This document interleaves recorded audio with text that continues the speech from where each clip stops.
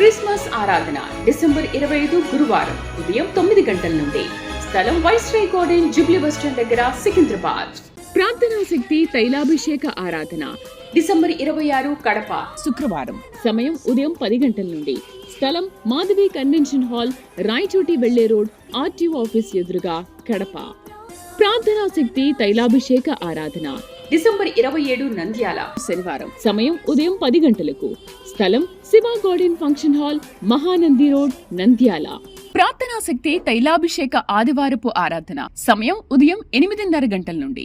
స్థలం viceroy gardens, Jubilee bus stand ఎదురుగా, సికింద్రాబాద్. జంగారెడ్డిగూడెం పరిసర ప్రాంత ప్రజలకు శుభవార్త. ప్రార్థనా శక్తి తైలాభిషేక ఆరాధన డిసెంబర్ 29 జంగారెడ్డిగూడెం సోమవారం. సమయం ఉదయం 10 గంటల నుండి. స్థలం దండమూడి రామలక్ష్మి కళ్యాణ మండపం, కరాటంగ్ జంక్షన్, జంగారెడ్డిగూడెం. ప్రార్థనా శక్తి తైలాభిషేక ఆరాధన డిసెంబర్ 30 ఖమ్మం మంగళవారం. సమయం ఉదయం 8 గంటల నుండి. స్థలం ఎస్ఆర్ గార్డెన్స్, ఈనాడు ఆఫీస్, వైరా రోడ్, వెలుగుమట్ల, ఖమ్మం. ప్రార్థనా శక్తి వాచ్ నైట్ సర్వీస్ డిసెంబర్ 31 బుధవారం రాత్రి 9 గంటల నుండి. స్థలం ఎన్ఆర్సీ గార్డెన్, పిల్ల నంబర్ 843, ముసాపేట్, కుకట్పల్లి.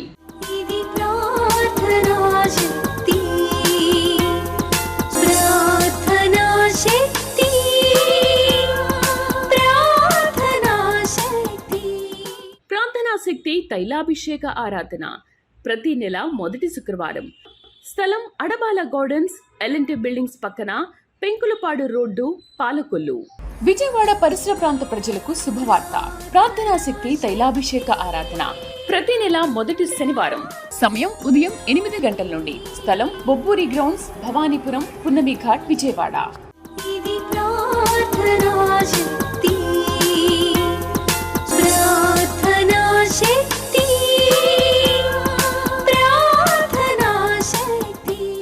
ప్రార్థనా శక్తి తైలాభిషేక ఆదివారపు ఆరాధన సమయం ఉదయం 8:30 గంటల నుండి. స్థలం వైస్రాయ్ గార్డెన్స్, జూబ్లీ బస్టాండ్ ఎదురుగా, సికింద్రాబాద్.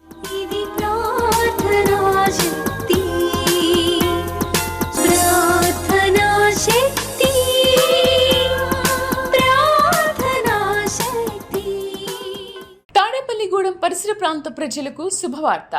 ప్రార్థనా శక్తి తైలాభిషేక ఆరాధన ప్రతి నెల మొదటి బుధవారం. సమయం ఉదయం 10 గంటల నుండి. NK highway grounds, Autonagar, Gudem highway bypass road, Tadepalligudem. ప్రార్థనా శక్తి తైలాభిషేక ఆరాధన ప్రతి నెల 2వ గురువారం. సమయం ఉదయం 10 గంటల నుండి. స్థలం సుబ్బలక్ష్మి కళ్యాణ మండపం, railway new colony, Sri Kanya theatre, Visakhapatnam. ప్రార్థనా శక్తి తైలాభిషేక ఆరాధన ప్రతి నెల 2వ శుక్రవారం. సమయం ఉదయం 10 గంటల నుండి. స్థలం కాపు కళ్యాణ మండపం, ఎన్ఎఫ్సిఎల్ రోడ్, ఆర్టీఓ ఆఫీస్ పక్కన, ఆర్ఆర్ నగర్, కాకినాడ. ప్రార్థనా శక్తి తైలాభిషేక ఆరాధన ప్రతి నెల 2వ శనివారం. సమయం ఉదయం 10 గంటల నుండి. స్థలం కూరగాయల మార్కెట్ ఎదురుగా, government degree college road, Ravulapalem. Yesayya నామములో మీకు వందనాలు తెలియపరుస్తూ ఉన్నాను. ప్రియులారా, ఈ దినం కొరకు దేవుడు సిద్ధపరిచిన వాగ్దానాన్ని మనం స్వాధీనపరచుకుందాం. పరిశుద్ధ గ్రంథంలో నుండి ద్వితీయోపదేశ కాండము 1వ అధ్యాయము 31వ వచనం ద్వారా ప్రభు మిమ్మల్ని దర్శిస్తూ ఉన్నారు. ద్వితీయోపదేశ కాండము 1వ అధ్యాయము 31వ వచనం ద్వారా ప్రభు మిమ్మల్ని దర్శిస్తూ ఉన్నారు. నేను చదువుతున్నాను, మీరు నాతో కూడా కలిసి ఈ యొక్క వాక్యాన్ని ధ్యానిస్తారని తెలియపరుస్తూ ఉన్నాను. ఐగుప్తులోను అరణ్యములోను మీ కొరకు చేసినట్టు మీ పక్షముగా యుద్ధము చేయును. దేవునికి మహిమ కలుగును గాక. Deuteronomy chapter 1 verse 31. ఐగుప్తులోను అరణ్యములోను మీ కొరకు చేసినట్టు మీ పక్షముగా యుద్ధము చేయును. దేవుడు మీ పక్షముగా యుద్ధము చేస్తాడు. ఎవరితోటంటే, ఏ శత్రుత్వం మిమ్మల్ని కృంగదీస్తుందో, మీకు అన్ని రకాలుగా ఆటంకాలు ఎవరెవరు కలుగజేస్తున్నారో వాటన్నిటి మీద దేవుని కార్యము జరగబోతోంది. పరిశుద్ధాత్మ దేవుడు ఈరోజు మీకు బయలుపరుస్తున్న వాక్యం ఏంటంటే, ఐగుప్తులోను అరణ్యములోను చేసినట్టు ఆనాడు ఇశ్రాయేలు ప్రజలకి ఐగుప్తులో దేవుడు తన ప్రజల పక్షముగా, మరి శత్రువు అయినటువంటి ఫరో సైన్యానికి, అంటే ఒక రకంగా చెప్పండి మన లాంగ్వేజ్లో చుక్కలు చూపించాడు వాళ్ళకి. ఈ ఇశ్రాయేలీల ప్రజలు దేవుని జనాంగము చేత వారు వెట్టి చాకిరీ చేయించుకుంటూ ఉంటుంటే వారందరూ మొరపెట్టారు, మేము వెట్టి చాకిరీ చేయలేకపోతున్నాం దేవా, మా పాపాలు క్షమించు బాబు, ఇక్కడి నుండి చెర నుండి విడుదల దయచే, మా దేశానికి మేము వెళ్ళిపోతాం అని ప్రార్థన చేస్తే దేవుడు మోషే అనే ఒక నాయకుడిని నిలబెట్టి ఫరో సైన్యాన్ని జయింపచేసి వారందరినీ కూడా అణిచివేశాడు. ఇశ్రాయేలీయులకి అద్భుతమైన మార్గము దేవుడు బయలుపరిచాడు. ఐగుప్తు అనేటువంటి చెర నుండి ఇశ్రాయేలీయులు బయటకు వచ్చారు. అరణ్యమును ఆకలేసింది, దేవుడు మన్నాను కురిపించాడు. దాహం వేస్తే బండ నుండి నీళ్ళు అనుగ్రహించాడు. ఇవన్నీ అరణ్యములో జరిగిన కార్యాలు. మళ్ళీ ఎర్ర సముద్రం అడ్డొస్తే అది 2 పాయలుగా చేశాడు. అవన్నీ చెప్తూ ఇక్కడ ఈ మాట ఏంటంటే, ఐగుప్తులో జరిగింది, ఐగుప్తులో మీరు సహాయం అందుకున్నారు, అరణ్యములో కూడా సహాయం అందుకున్నారు. అలాగనే మీ పక్షముగా నేను మీకు ఎల్లప్పుడూ సహాయం చేస్తాను అని అర్థం అనమాట. మళ్ళీ చదువుతున్నాను. ఐగుప్తులోను అరణ్యములోను మీ కొరకు చేసినట్టు మీ పక్షముగా యుద్ధము చేయును, దేవునికి మహిమ కలుగును గాక. నేను ఎవరిని పోరాడలేకపోతున్నాను, నా బలం సరిపడట్లేదు, నన్ను ఎవరు అర్థం చేసుకోవట్లేదు. బహుశా ఇంట్లోనే పోరాటం ఉందా? ఇంట్లోనే నెమ్మది లేకుండా బ్రతుకుతున్నావా? పరిశుద్ధాత్మ దేవుడు ఈరోజు నీతో మాట్లాడుతున్నాడు. ఏడవకు, నీ పక్షముగా దేవుడు యుద్ధము చేయుచున్నాడు. దేవుడే నీ పక్షముగా ఉండి నీ నీతి, నీ యథార్థత అన్నీ కూడా ఆయన రుజువుపరచబోతూ ఉంటాడు. నీ బిడ్డ విషయంలో నీవు కృంగిపోతున్నటువంటి ఆ కష్ట సమయాన్ని దేవుడు చూశాడు. ఆయన నిన్ను లేవనెత్తుతూ ఉన్నాడు. నీ పక్షముగా ఆయన యుద్ధము చేస్తున్నాడు. ఏ దుష్ట శక్తి నీ బిడ్డని గలిబిలి చేస్తుందో, ఏ దుష్ట ప్రభావం నీ కుమారుణ్ణి గలిబిలి చేసి అజ్ఞానిగా మార్చడానికి ప్రయత్నిస్తుందో, దేవుని యొక్క మిఖాయేలు దూతలు వచ్చి అక్కడ యుద్ధము జరిగించి ఆ దుష్ట శక్తులను, దైవపు శక్తులను అన్నిటినీ పారదోలేస్తుంది అనమాట. నేను మీ పక్షముగా యుద్ధము చేస్తాను. ఎలా చేస్తానంటే, ఐగుప్తులో చేసినట్టు, అరణ్యములో జరిగించినట్టుగా ఇప్పుడు నేను మీకు మీ పక్షముగా నిలబడుతున్నాను. దేవునికి మహిమ కలుగును గాక. ఇంత పెద్ద పని ఎలా చేయాలి, ఇంత పెద్ద ఈ కార్యక్రమం ఎలా నిర్వర్తించాలి, నా బలం ఎంత, నా జ్ఞానం ఎంత అని అనుకుంటామేమో. నీకు బలం లేకపోయినా ఆయన నీకు బలమిచ్చి నీ ద్వారానే గొప్ప కార్యం దేవుడు జరిగిస్తాడు. బలమైన సాక్ష్యం నీ ఇంట్లో ఉండబోతోంది. భయపడకు. నా దగ్గర ఆయుధం లేదు, నా దగ్గర బలము లేదు, తలాంతు లేదు, వరము లేదు, నేను ఎలా వాడబడుతున్నాను అనుకుంటున్నావేమో. ఆయన బలమును నీకు అనుగ్రహించి నీ ద్వారా గొప్ప కార్యములు దేవుడు జరిగిస్తాడు. నువ్వు చూస్తూ ఉండగానే శత్రువు కూలిపోవటం నువ్వు చూస్తావు. నువ్వు చూస్తూ ఉండగానే నీకు విరోధంగా ఉన్నటువంటి ఆ చీకటంతా కూడా వెలుగుగా మారిపోతుంది. భయపడద్దు. ఐగుప్తులో జరిగినట్టు, అరణ్యములో జరిగినట్టు దేవుడు మరలా ఇప్పుడు నీ జీవితంలో నీ పక్షముగా యుద్ధము చేస్తాడు. మీరు నెమ్మదిగా ఉండండి. ఎంత పెద్ద కష్టం వచ్చినా ఏడవకండి, చనిపోవాలని అనుకోకండి. ఎందుకు చనిపోవాలని అనుకుంటున్నావు? ఎవరు లేరు, నాకెవరున్నారు, నేను చనిపోవాలి, నిజమే, నాకు దారి లేదు అని అనుకుంటున్నావా? దేవుడు నీతోనే మాట్లాడుతున్నాడు. ఏడవకు. పరిశుద్ధాత్మ దేవుడు నీకు తోడై ఉన్నాడు.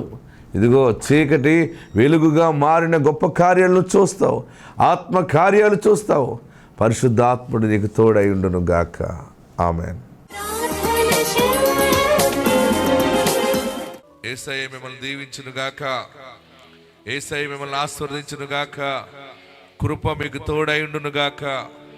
మన జీవితంలో అనుదినము క్రీస్తుని ఆరాధిస్తూనే ఉన్నాం. ఆమేన్. ప్రియులరా, వాక్య భాగంలో నుండి ఈరోజు దేవుడు మనకిచ్చిన గొప్ప మాట ఏంటంటే, ఆయన మనలను అపవాది చేతి నుండి, చదవండి, హెబ్రీయులకు రాసిన పత్రిక 2వ అధ్యాయము, ఆ ప్రకారమే మరణము యొక్క బలము గలవానిని అనగా, చూడండి, మనల మీదకి వచ్చి ఏలుబడి చేసి యాక్షన్ చేయించేవాడు దుష్టుడు, చాలా బలమైన వాడు. మరణము యొక్క బలము గలవానిని అనగా అపవాదిని మరణము ద్వారా నశింపజేయుటకును జీవితకాలమంతయు మరణ భయము చేత దాస్యమునకు లోబడిన వారిని విడిపించుటకును ఆయన కూడా రక్త మాంసములలో పాలివాడాయెను. మన కొరకు, మన మరణ భయాన్ని పోగొట్టడానికి ఆయన మరణమయ్యాడు. ఆమేన్. ఎందుకు మరణమయ్యాడు తెలుసా? శ్రమపడి ఆయనను సిలువేసినప్పుడు పొడిచినప్పుడు, కొట్టినప్పుడు నిలువెల్ల గాయాలయ్యి రక్తము కార్చి చివరికి మరణము పొందాడు ఆయన శిలువ మీద. సమాధి చేశారు. 3వ దినాన్ని తిరిగి లేచాడు మళ్ళీ ఆయన. గట్టిగా హల్లెలూయా చెప్పండి, గట్టిగా హల్లెలూయా చెప్పండి.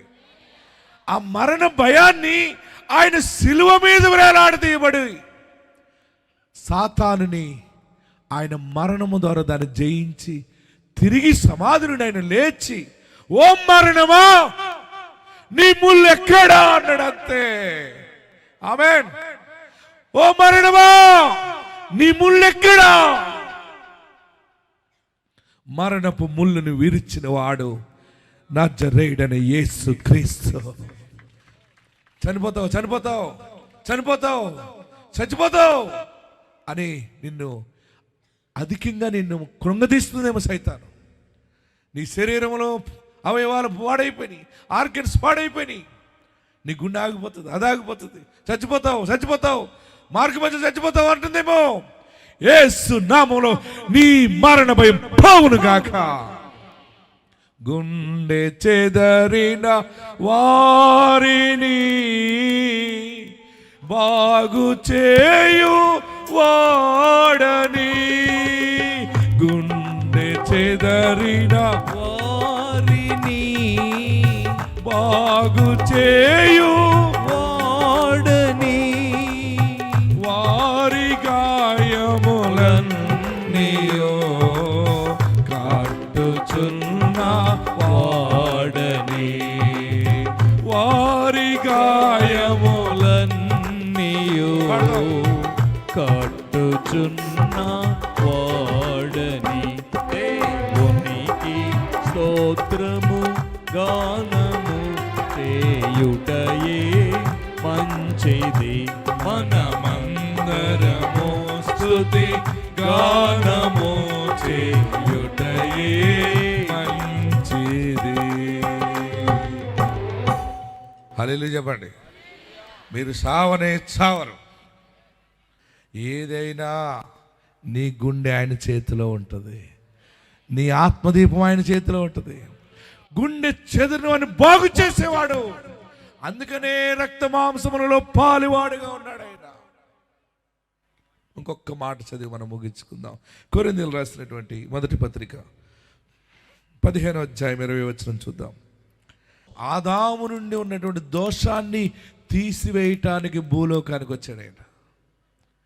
చూడండి, ఇప్పుడైతే కొరింథీయులకు రాసిన మొదటి పత్రిక 15వ అధ్యాయం 20వ వచనం. ఇప్పుడైతే నిద్రించిన వారిలో, చూడండి, కొరింథీయులకు రాసిన మొదటి పత్రిక 15వ అధ్యాయం 20వ వచనంలో ఇప్పుడైతే నిద్రించిన వారిలో, నిద్రించిన వారు, అందరూ బైబిల్ చూడండి, నోట్ చేసుకో. నిద్రించిన వారిలో ప్రథమ ఫలముగా క్రీస్తు మృతులలో నుండి లేపబడి ఉండెను. మనుష్యుని ద్వారా మరణము వచ్చెను కనుక, బాగా గమనించండి, మనుష్యుని ద్వారా మరణం వచ్చెను కనుక మనుష్యుని ద్వారానే మృతుల పునరుద్ధానమును కలిగెను. ఆదామునందు అందరూ ఎలాగు మృతి పొందితురో అలాగుననే అందరూ చదవాలి మాట. క్రీస్తునందు అందరూ బ్రతికింపబడుదురు. ఈ వాక్యము నాకే అనుకున్నవారు, దేవుడు నాకు ఇచ్చిన వారు గట్టిగా 2 చేతులు పైకెత్తి చప్పట్లు కొట్టి మనమందరము ఆరోగ్యముగా దీర్ఘాయుష్తో 2026లో అడుగు పెట్టబోతున్నాం. కొత్త సంవత్సరము దేవుడు నీ ద్వారా ఘనమైన కార్యములు జరిగించబోతా ఉన్నారు. గట్టిగా హల్లెలూయా చెప్పాలి, ఇంకా గట్టిగా హల్లెలూయా చెప్పాలి. ఒక ఆమె అంది హైదరాబాద్లో, ఏమంటే మీ చర్చికి వద్దామని ఉందండి అంతే. రామ్మా అన్న. రామ్మా అంటే ఒక వారం వచ్చింది, 2 వారాలు వచ్చింది. తర్వాత అంది, ఏమంటే మీ చర్చిలోనే ఉందామని ఉందండి అంతే. చర్చిలో ఉంటూ ఏంటంటే, అది ప్రతి ఆదివారం మీ సంఘానికి వద్దాం, మీ సంఘ సభ్యులుగా ఉండాలని ఉందంటే.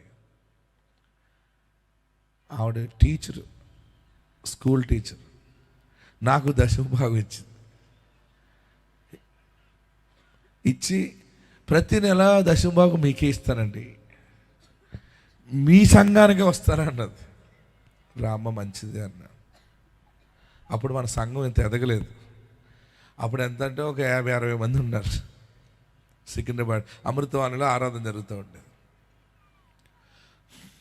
3 వారాలు అయింది, 4వ వారం ఉంది. ఏమండి పాస్టర్ గారు, మీ చర్చికి సమాధుల దొడ్డు ఉందా అండి అంది. ఏ అన్నాను. అదే బరిల్ గ్రౌండ్ ఉందా లేదా అని అడుగుతున్నానండి అంది. లేదన్నాను. మరి చర్చిలో ఎవరు చచ్చిపోతే ఎక్కడ సమాధి చేస్తారు అంది.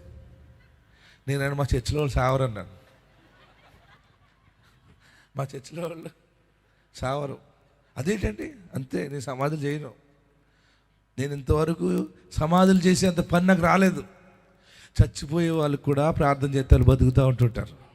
నేను నమ్మిన దేవుడు నాకు ఇచ్చిన అభిషేకం ఏంటంటే వారికి కీడు రాదంతే అని చెప్తే ఆమె అంది, మళ్ళీ ఆదివారం చర్చికి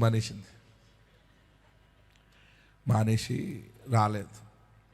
నాకు ఫోన్ నెంబరే ఇచ్చింది. ఫోన్ చేశాను. ఫోన్ చేస్తే మా ఇంటికి వచ్చి ప్రార్థన చేయండి అంది.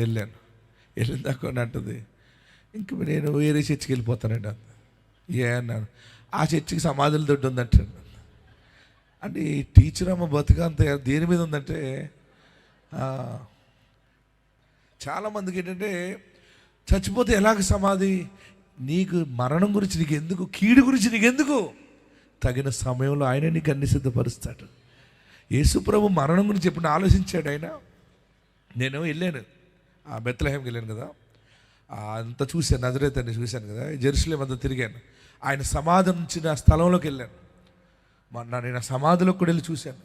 చూడండి అక్కడ ఉన్నాను, చూడండి స్క్రీన్ మీద చూడండి, యేసు ప్రభు సమాధి అనమాట.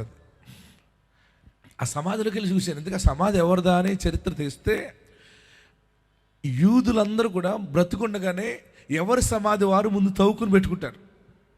మనం పిల్లడు పడితే ఇల్లు ఎలా కడతామో వారు సమాధులు కట్టుకుంటారు. యోసేపుకి సమాధి ఉంది, మరియమ్మ గారికి సమాధి తొలిపించుకున్నారు, కానీ యేసు ప్రభు వారికి సమాధి తొలిపించలేదు. ఆ మాట రానివ్వలేదు ఆయన కోసం అరిమతయి యోసేపు తవ్వుకున్న సమాధి యేసు ప్రభు వారికి ఇచ్చాడు ఆ రోజు ఆయన మరణించినప్పుడు. హల్లెలూయా చెప్పరే. చచ్చిపోతారేమో, ఈ పిల్లను చూడనేమో, ఆడి పెళ్ళి చూడనేమో, ఈ మాయదారి గోల వదిలేయి. నువ్వు క్రీస్తునందు నూతన సృష్టి. ఆమేన్. ప్రతి శుభకార్యాన్ని చేస్తావు, ప్రతి ఘనకార్యాన్ని చేస్తావు, అందరి మధ్య దీవెనగా ఉంటావు. ఇక ఏ దాస్యము నీ మీద ఏలుబడి చేయదు. యేసు నీకు జీవం ఇస్తా ఉన్నాడు. నమ్మితే గట్టిగా చప్పటి ప్రభువుని స్తుతించండి. కొంతమంది భర్త ఇప్పుడు చచ్చిపోతావు అని చూస్తుంటాడు. ఒక అల్లుడు మా అత్తగారు ఇప్పుడు చచ్చిపోతుందా అంటే అన్నాడు మొన్న ఒక అల్లుడు. ఏరా అన్నాడు, మా అత్తగారు మెడలో 16 కాసులు బంగారం ఉందండి అన్నాడు. నా భార్య అని వాళ్ళకు ఒక చెల్లి ఉందండి, వీళ్ళిద్దరికి మా షేర్ 8 కాసులు వస్తుంది అన్నాడు. మీ అత్తగారు చెప్పేవాడు. చెప్పితే ఇంకేమైనా ఉందా మాస్టర్ గారు అన్నాడు. ఎందుకంటే ప్రార్థన అంతా అత్తగారు చచ్చిపోవాలని చేస్తున్నట్టున్నాడు. కొంతమంది ఇలా చేస్తుంటారు. ప్రియులరా, నిజమైన ప్రేమ యేసులో ఉంది. ఆమేన్. మీకు మరణము దేవుడు తప్పించాడు. మరణము తప్పించాడు యెహోవా, వశము అంతే. మీ గుండెని యేసు బాబు చేస్తా ఉన్నాడు. ఈరోజు పరిశుద్ధాత్మ దేవుడు ఇచ్చిన వర్తమానం ఏంటంటే మరణము నుండి విడుదల చేస్తున్నాడు, తర్వాత దాస్యము నుండి విడుదల చేస్తున్నాడు. అపవాది మరణము యొక్క బలము గలవారిని అనగా అపవాదిని మరణము ద్వారా నశింపచేయుటకు ఆయన రక్త మాంసంలో పుట్టింది. ఆయన మరణించి ఆ మరణ ప్రధాన దూతనైన సాతానుని నాశనం చేశాడు. హల్లెలూయా. బలము అయిన ఆ చీకటి నీ ఇంటి నుండి పోయిందంతే. నీ భర్త మీద ఉన్న చీకటి దెయ్యము పోయిందంతే. నీ భార్య మీద ఉన్నటువంటి మరణ దెయ్యము పోయిందంతే. ప్రతిసారి చచ్చిపోతాను అనకండి. దూకుతాను చేస్తాను అనొద్దు. గ్యాస్ వేసుకుంటానంటది ఒక్కొక్క ఆమె. మేడ నుంచి దూకేస్తానంటది. నువ్వు యేసుని గుండె నిండా పెట్టుకుంటే నీ ఇంటిలో ఎవరికి కీడు కలగదు. యేసు మరణ భయమును తొలగించాడు. అందరూ లేచి నిలబడతారు. ఎక్కడున్నవారు అక్కడ లేచి నిలబడి, నా భయాన్ని తొలగించావు బాబు. నా బిడ్డ ఏమైపోతుందో ఈ రోగముతోటి, నా కుమారుడు ఏమైపోతాడని ఏడుస్తున్నాను, నా తల్లి ఏమైపోతుందో అని ఏడుస్తున్నానని ఏడ్చావు కదా. దేవుడు నీ తల్లిని దీర్ఘాయుష్మంతురాలుగా ఉంచుతున్నాడు. దేవుడు నీ తండ్రిని దీర్ఘాయుష్మంతుడిగా ఉంచుతున్నాడు. దేవుడు నీ భర్తని దీర్ఘాయుష్మంతుడిగా ఉంచుతున్నాడు. దేవుడు నీ భార్యని దీర్ఘాయుష్మంతురాలుగా ఉంచుతున్నాడు. నీ బిడ్డలని ఏ తెగులు నీ గుడారములు సమీపించదు, అపాయమేమీ రాదు. రెండు చేతులు పైకెత్తి, అయ్యా నా పాపాలు క్షమించు. ఎక్కడున్నవారు అక్కడే రెండు చేతులు పైకెత్తి హృదయపూర్వకంగా నువ్వు మాట్లాడు. క్షమించబడతావు. జీవ గ్రంథంలో మన పేరు రాయిస్తాడు. నా పాపాలు క్షమించు, నా ఇంటి పాపాలు క్షమించు. తెలిసి చేసిన తెలియక చేసిన నువ్వు క్షమించేవాడువయ్యా. నా ఇంటికి దేవుడిగా ఉండాలి, నాకు రక్షకుడిగా ఉండాలి. ఇక పాపము చేయను బాబు, ఇక పాపము చేయను. నన్ను పరిశుద్ధపరచు, నన్ను పవిత్రపరచు. అందరు రెండు చేతులు తలపైన పెట్టుకోండి. ఇది నన్ను ఆశీర్వదించు. నీతిమంతుడిగా నా ఇంటిలో ఉండాలి, నా ఒంటిలో ఉండాలి, నా ఇంటికి యజమానుడిగా ఉండాలయ్యా. తెలుసు తెలియక చేశాను, క్షమించు. నా భర్త పాపాలు క్షమించను, నా భార్య పాపాలు క్షమించు, నా బిడ్డల పాపాలు క్షమించు. మా ఇంటికి నీ రక్షణ దయచి, మా కొరకు నీవు రక్త మాంసములలో పాలివాడుగా వచ్చావా. ఎంత ప్రేమ నీకు, ఎంత ప్రేమ నీకు బాబు. నన్ను ఆశీర్వదించు. అందరూ ప్రార్థన చేయండి. మీకు ఏం కావాలో అడగండి. ఇది గొప్ప సమయం. రెండు చేతులు తలపైన పెట్టుకుని ఏది జరగాలని వచ్చావు, ఏది కావాలని వచ్చావు, అంతకంటే 7 times 7 అంతలుగా దేవుడు దీవించబోతున్నాడు. ఇది నాన్ని బలమైన ఆశీర్వాదం నీ మీదకి రాబోతా ఉంది. హల్లెలూయా, హల్లెలూయా. ప్రార్థనా శక్తి క్రిస్మస్ ఆరాధన డిసెంబర్ 25 గురువారం ఉదయం 9 గంటల నుండి. స్థలం వైస్రాయ్ గార్డెన్, జూబ్లీ బస్టాండ్ దగ్గర, సికింద్రాబాద్. ప్రార్థనా శక్తి తైలాభిషేక ఆరాధన డిసెంబర్ 26 కడప శుక్రవారం. సమయం ఉదయం 10 గంటల నుండి. స్థలం మాధవి కన్వెన్షన్ హాల్, రాయచోటి వెళ్లే రోడ్, ఆర్టీఓ ఆఫీస్ ఎదురుగా, కడప. ప్రార్థనా శక్తి తైలాభిషేక ఆరాధన డిసెంబర్ 27 నంద్యాల శనివారం. సమయం ఉదయం 10 గంటలకు. స్థలం Shiva garden function hall, Mahanandi road, Nandyal. ప్రార్థనా శక్తి తైలాభిషేక ఆదివారపు ఆరాధన సమయం ఉదయం 8:30 గంటల నుండి. స్థలం వైస్రాయ్ గార్డెన్స్, జూబ్లీ బస్టాండ్ ఎదురుగా, సికింద్రాబాద్. జంగారెడ్డిగూడెం పరిసర ప్రాంత ప్రజలకు శుభవార్త. ప్రార్థనా శక్తి తైలాభిషేక ఆరాధన డిసెంబర్ 29 జంగారెడ్డిగూడెం సోమవారం. సమయం ఉదయం 10 గంటల నుండి. స్థలం దండమూడి రామలక్ష్మి కళ్యాణ మండపం, కరాటంగ్ జంక్షన్, జంగారెడ్డిగూడెం. ప్రార్థనా శక్తి తైలాభిషేక ఆరాధన డిసెంబర్ 30 ఖమ్మం మంగళవారం. సమయం ఉదయం 8 గంటల నుండి. స్థలం ఎస్ఆర్ గార్డెన్స్, ఈనాడు ఆఫీస్, వైరా రోడ్, వెలుగుమట్ల, ఖమ్మం. ప్రార్థనా శక్తి వాచ్ నైట్ సర్వీస్ డిసెంబర్ 31 బుధవారం రాత్రి 9 గంటల నుండి. స్థలం ఎన్ఆర్సీ గార్డెన్, పిల్ల నంబర్ 843, ముసాపేట్, కుకట్పల్లి.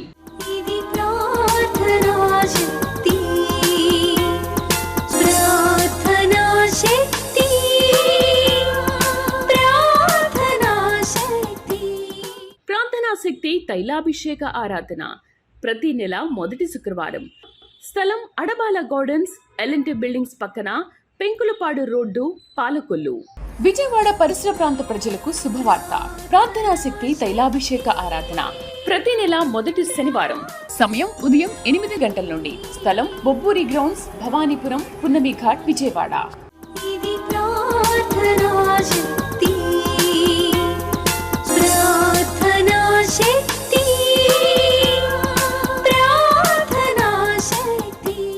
ప్రార్థనా శక్తి తైలాభిషేక ఆదివారపు ఆరాధన సమయం ఉదయం 8:30 గంటల నుండి. స్థలం వైస్రాయ్ గార్డెన్స్, జూబ్లీ బస్టాండ్ ఎదురుగా, సికింద్రాబాద్.